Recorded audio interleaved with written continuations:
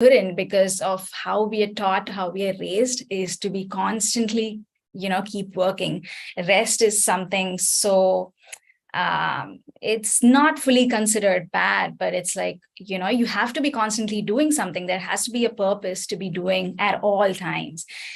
And it was just so difficult to just go to church right on time, or like just before, meet people, go sit in the service, take on whatever is going on, meet some more people, leave. It was so weird for me because I've never done that ever. I do not know what that looks like. And I immediately went on, put in an application to be part of the Sunday school. And it was exhausting. And after that, I was like, what am I doing? Because first of all, decision making went into a complete disaster. I couldn't stick on to what I decided. But when I went to be part of the Sunday school, I know that I'm not being able to give fully. And when you reach that stage, you really want to just be able to relax. We have to know how important it is to really be able to listen from the word of God, how much that really strengthens us.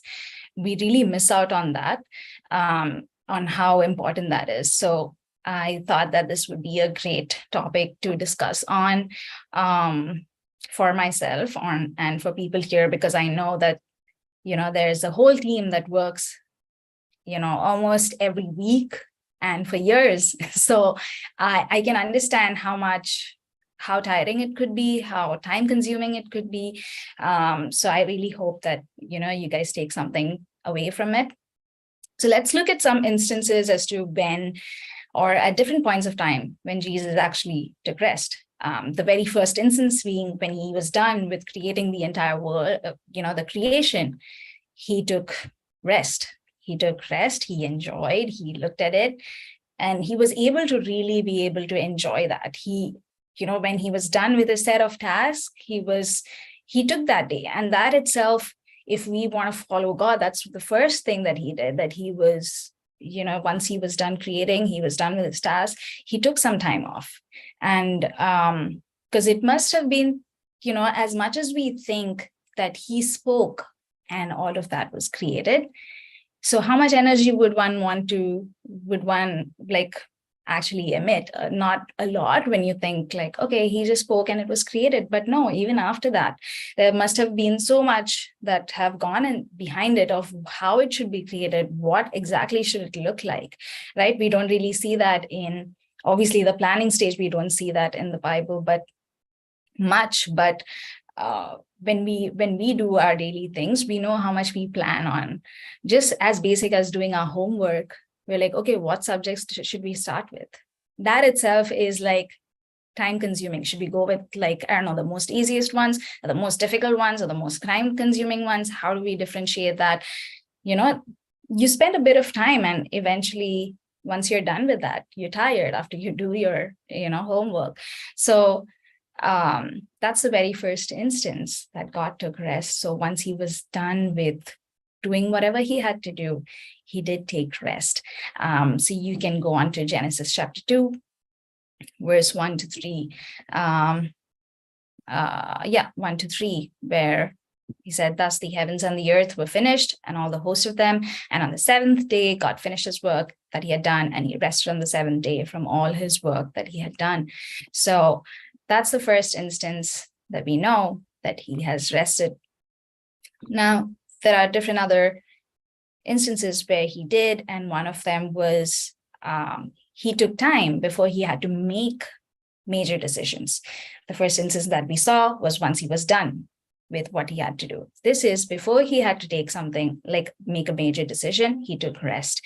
A lot of times, before making a major decision, we spend so much time in deciding what we need to do and how we need to do things. And like I said, it could be just exhausting. And we need to know when the right time is, and we need to, Jesus is an amazing example of how we should lead life. And obviously, we cannot be the exact same, but we can try to be something close to it. So when Jesus had to make a decision of who his disciples are going to be, well, before that, what he did was he went to the mountainside to pray, spend the night praying to God, right?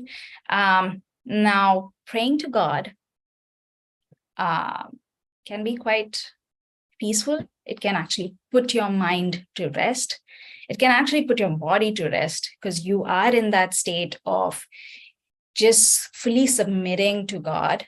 You're calm. You're not doing multiple things around. You're calm. You are in a conversation with God. You are talking to God about what you should be doing, what you shouldn't be doing. God is speaking to you, trying to explain his ways to you.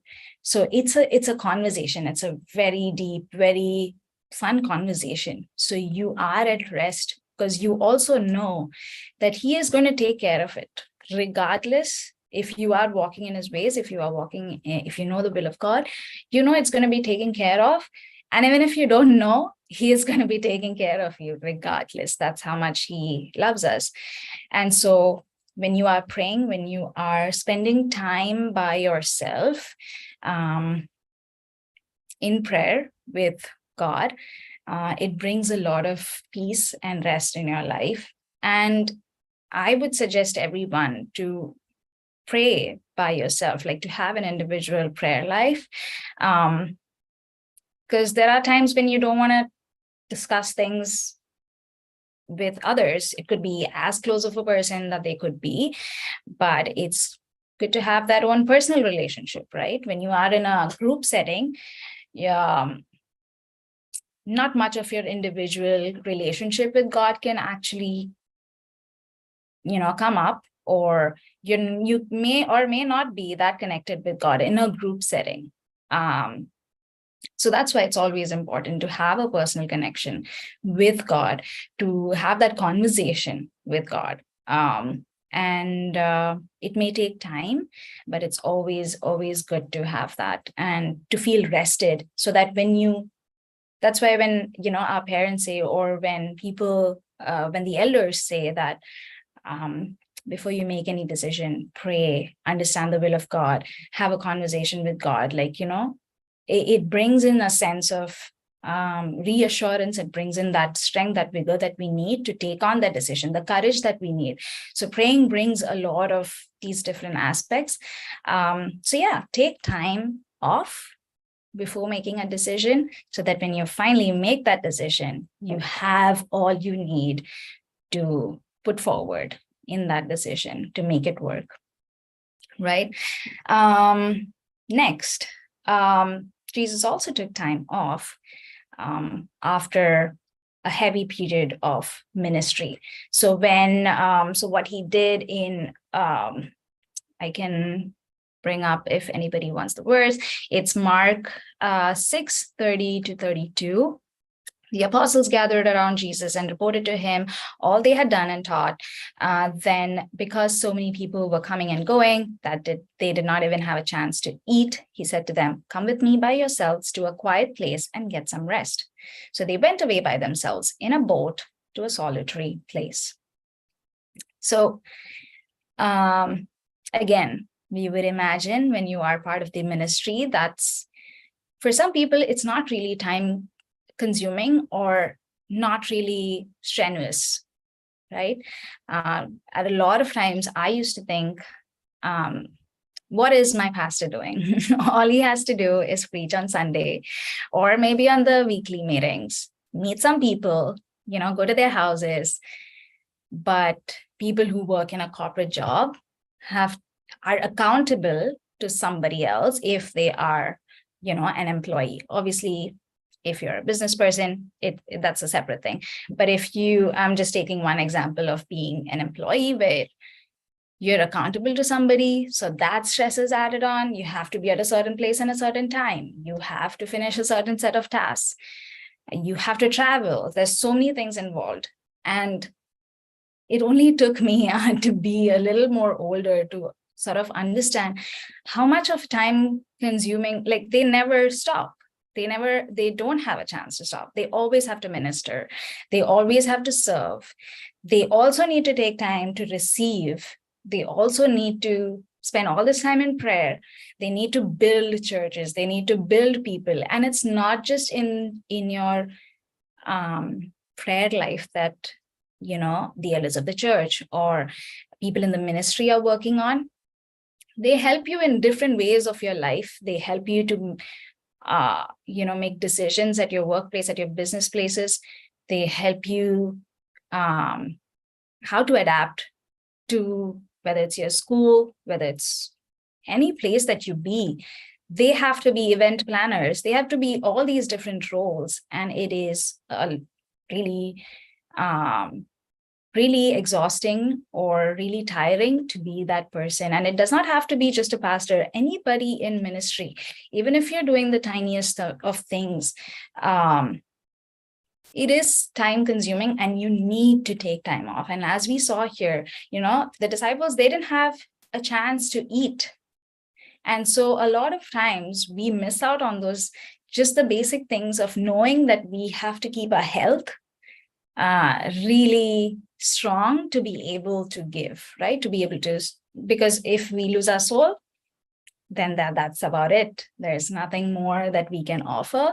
And so we need to know that our health is also important. We need to eat. We need to spend time away from what we're doing to just take a step back.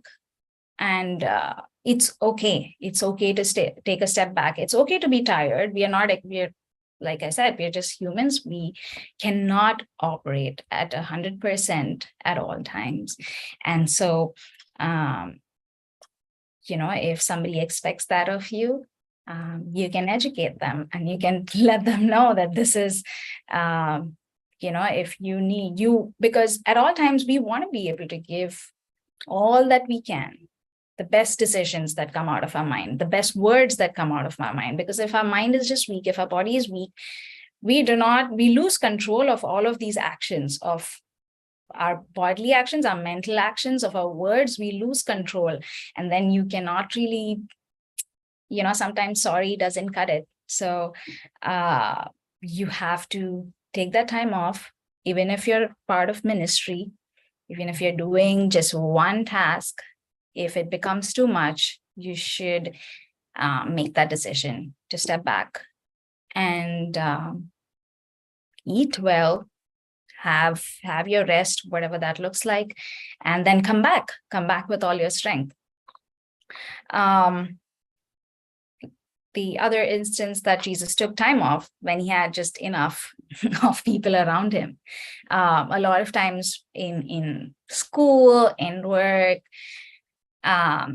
in just our daily life with our friends, sometimes we're just done with them. We're like, enough. I cannot be bothered by you. I cannot be bothered by things that are happening in your life. I want to be just away, right? Sometimes we feel like I just want to be away from this world, in like some place that it's just us or like the people that we want to really enjoy with, and that's it. We want to have that space just for a few days. Like I remember seeing some of these videos where moms just hide in the bathroom or like in their pantry because they want to be away from the kids, because they're just all the time. And then you see like the door peeping out with their kids' faces coming in, right? So it's a real life situation, as much as none of us really are at that stage right now. But we are at different stages of life, and I'm sure that we all have felt that way, where we don't want to be around people. And one of the times that he did was, so Jesus left the place and went to the vicinity of Tyre. He entered a house and did not want anybody to know about it. Again, Mark is a great book to know how you must rest. It's just different instances of how Jesus has rested in different occasions. And Jesus varied of constant people contact, just as we do. And even those of us who are, off the charts extroverts, have our people limit. So whether you're an extrovert, introvert, ambivert, whatever level of the spectrum you are at, you do need some time off from people. And so Jesus, hid away in one of his friend's house in hopes of finding that seclusion. So by taking a break from people, we give our bodies time to sort of refuel, and so that when our lives are back, when we integrate once more back with the others, we will be sincere and we will be more productive. Another time when Jesus took time off was when he faced an intimidating task. So when he arrived on the Mount of Olives the night of his betrayal, he withdrew about a stone's throw beyond them, knelt down and prayed. Jesus was terrified, obviously. He was scared too. And he was terrified of the cross, the pain, and the humiliation, but he knew he had to do it, right? Because he prayed that if you can, take this cup away from me. And that's what he prayed. But he knew at that time as well that he had to do it. And so he went alone to pray. Again, there's so much emphasis on this, to pray, because that brings a lot of rest. And prayer doesn't, and this doesn't mean you have to spend hours to get that rest. If that's what it takes, take it. But it doesn't mean that you have to spend the whole night. You have to, do something outrageous to get that rest. You could spend 5 minutes, 2 minutes, and that's about it. You could be well in that situation and you could make a quick prayer, and that can calm you down. That can bring so much of your strength back, to always know. And a good way to sort of do this, to keep reminding yourself, is to have notes, or to have it somewhere around you, constantly. If you are the kind of person to forget, oh, I should take rest, or I should just pray, or I should know that I'm not alone in this, that God is with me, just have it somewhere around you. It's nowadays we have apps to just tell us to drink water, basic things that as human beings we should do, but we still have an app to tell us, hey, time to drink water. It's the exact same way where we can do something to be hey, take some, just close your eyes, or just breathe, just pray. How I do is that I have a sticky note on my laptop, right on the mouse pad, saying, breathe, not by your strength alone. That's exactly what's written, not by your strength alone. Because I'm constantly thinking, no, I have to do this. If it's a 10-day job, I'm going to try to do it in the first day itself. That's just how I'm expecting myself to work. Because at the back of my mind, I feel that's the level that I've set for myself, that everything should be now and today, and I cannot keep for tomorrow. And that's how, I feel that quicker the validation, the quicker I feel, I'm doing something great. So, but that's going to only lead me to an eventual burnout or an eventual unproductive task. But also to know that it's not just my brain's working. I really, from the time I have that sticky note on my laptop, I'm okay, because I have to look down. I have to look down at my keyboard. So I'm okay, I see it all the time. And I'm reminded, relax, pace yourself. It's not by your strength alone. You can ask for help. You can ask for help to God, to just give you that grace, to give you that rest that you need to be able to operate.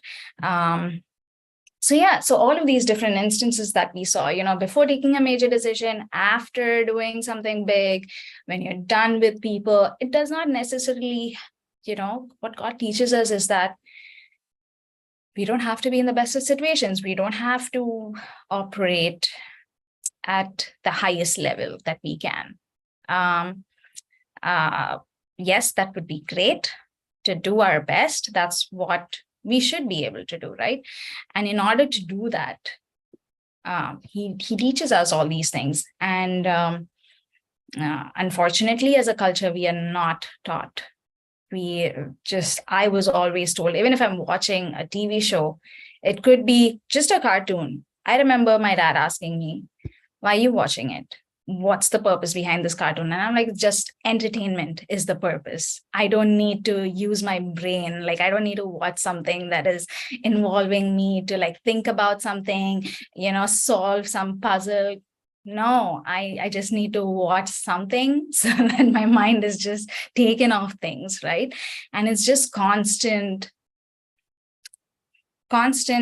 thing, and it grows on you. You eventually grow out to be that person. And it is very difficult to come out of it. And I really hope that, as children, as young adults, that when you grow up, you have so many resources. And I really hope that those resources are the right resources, that the people you surround with are people who live a really good lifestyle, who you can look up to, who have, who are able to manage their life well, and not constantly working. I used to always think like, wow, what are people doing on vacation? Like, I cannot go on a vacation more than a week. And I'm constantly like, even on vacation, I have to go over there, I have to be here, I have to watch this. Or you're just missing out, right? Because you think if you take rest, you're missing out on that time, and somebody has already taken that place. And it's okay sometimes. That's just how the world is. There are so many people to compete with you, to take all these decisions, to do all these tasks. There are people just waiting for you to stop so that they can come in. But the key to that is to know first, it's not just you operating by yourself, because we are children of God. We have the grace of God with us. We have the strength and the knowledge of God with us to back us up. So we are already a lot of steps ahead from people who do not have that, who do not believe in that. Secondly, if we're well rested, we're able to, integrate better. We're able to create our thoughts better. We're able to make better decisions. And so when we come back, even if we were 10 steps behind, we will be able, with that strength, with that decision making, to be able to reach that faster, to reach that destination faster.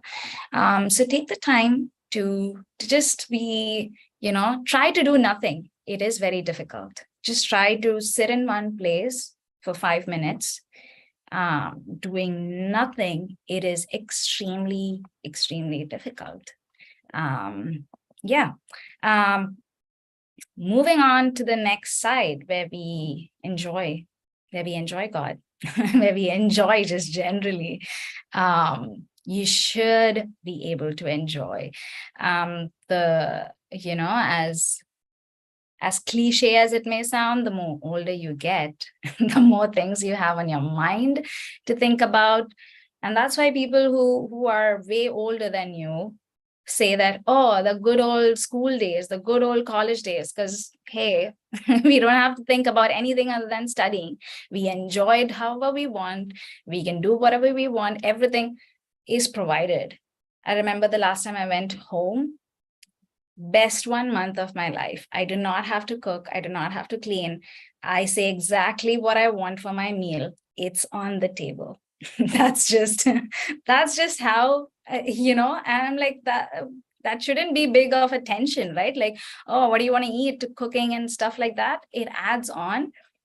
You just feel that takes the enjoyment out of life for some people. But I was like, hey, this is great. From the life where I have to do all of these responsibilities, I can just go home.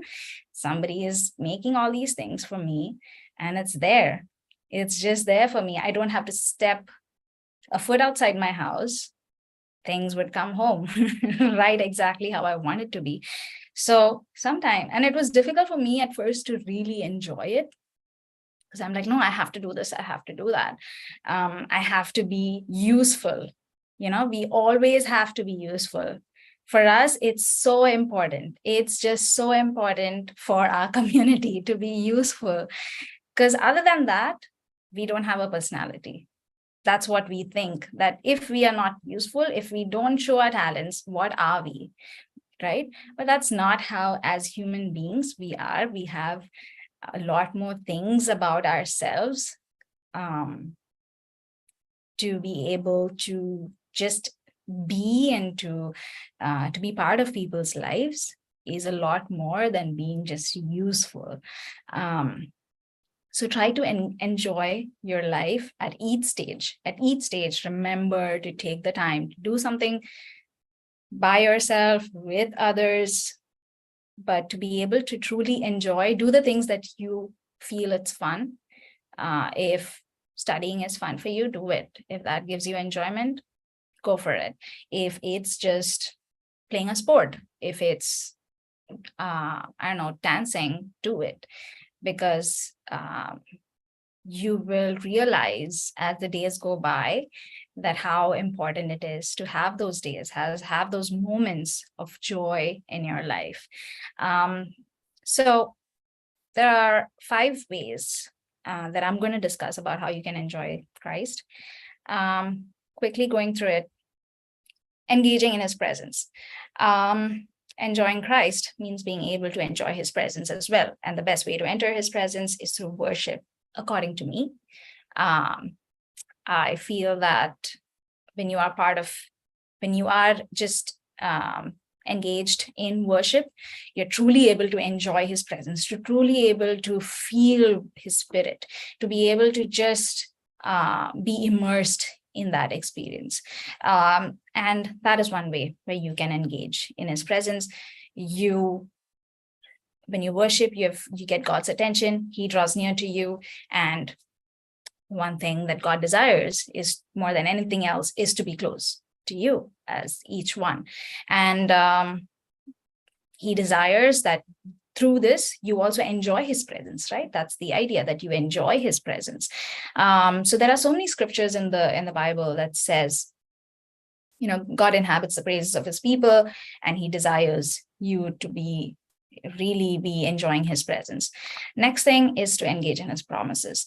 Part of building your relationship with Christ is to getting to know what he has for you. It's according to me, extremely difficult sometimes to know what his will is. It's easy to say, know the will of God, know his promises, but sometimes extremely difficult to know what his decision is and to be able to walk in his promises. It's extremely difficult because we are so educated. We have a mind of our own, so we make our own decisions through different logical reasoning, whether it's math, whether physics, whatever you follow, we have a reasoning to the decisions that we make, right? According to the data that we have, we make a decision that's the best that we think that could come up to. We're not able to rely, or we are not even spending our time to know what God really wants. So engaging in his presence, engaging in his promises can, as difficult as it is, once you completely submit, it's fun. Like, to be honest, I'm not there fully yet. I still have my thoughts constantly. Like I said, I have a note. Why do I have that note? To just constantly tell myself that I'm not in this alone. But I can rely on God. I can rely on what he has for me. And I see other people who are just fully trusting, they're like, yeah, we have given everything to God.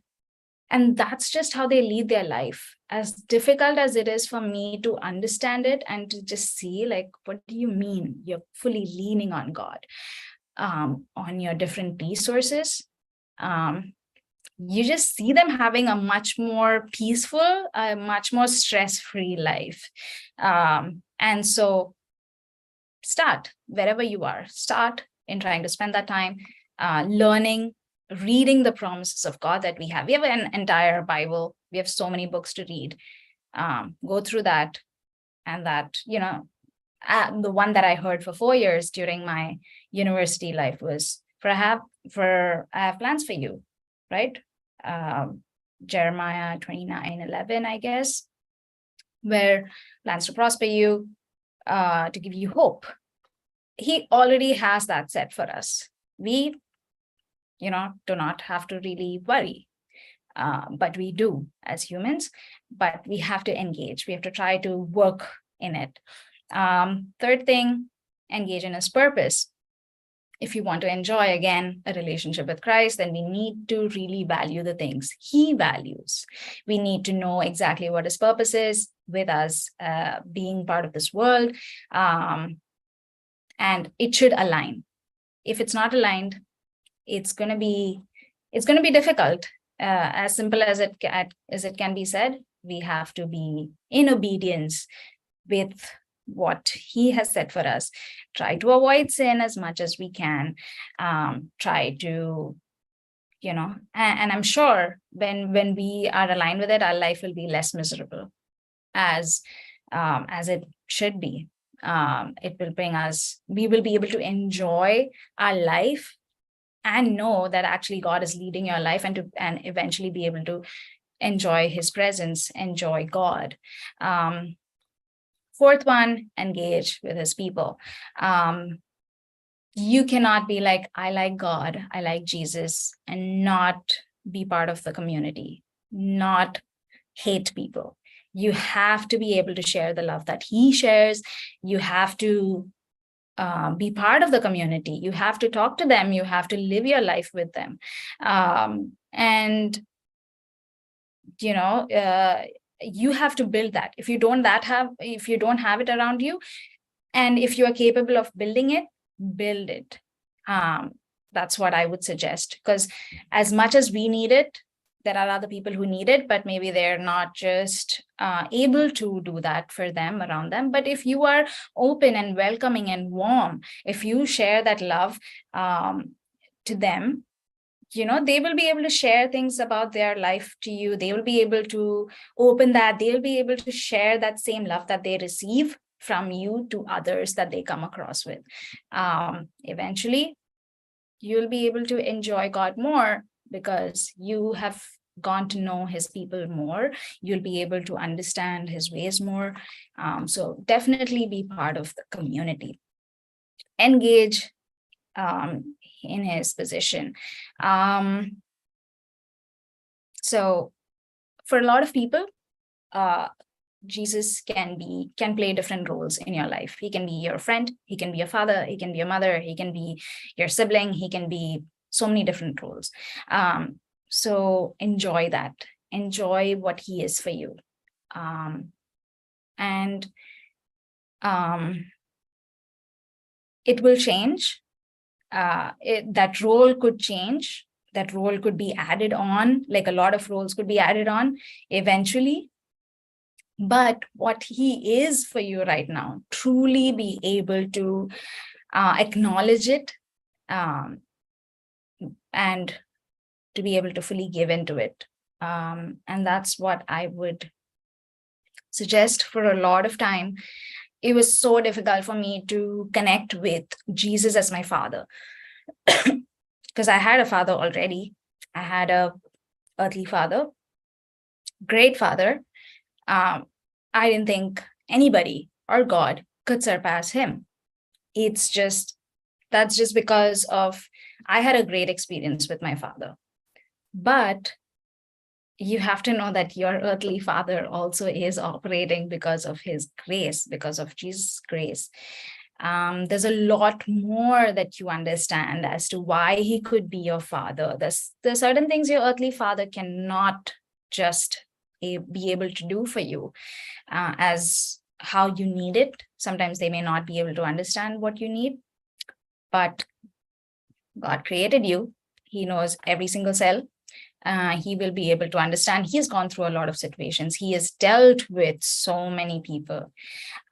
So he would be able to really do things for you. So enjoy that position. And now I'm comfortable calling Jesus my father. And even though I've grown in a Christian family where I've heard people praying from my childhood, like, they call Jesus like Appa, or like father, or like, daddy, like whatever fatherly terms, I was just not able to do it. it wasn't possible. He was my friend as a child, as an adult. Now I'm able to accept him more as a fatherly figure in my life. So it would keep changing. So enjoy whatever position he has right now in your life. If he's your friend, hang out, have a conversation, have a great conversation. We don't have to always have a serious conversation with God. You could literally be talking about anything and everything to God. That's what we do with our friends. We're not closed off with our friends. We are able to talk about everything. So talk to him. Enjoy that. Yeah, those were the 5 things about enjoying God. And the previous half that I said about taking time to rest, both go hand in hand. So I hope that eventually, whenever you remember, if you forget this as soon as I'm done, that's fine with me. But I hope that eventually, at some point of time, it just, comes to your head and you're able to practice it in your life. So yeah, thank you so much for the time, to the GCY team, for having me here again. It was a pleasure. And thank you so much.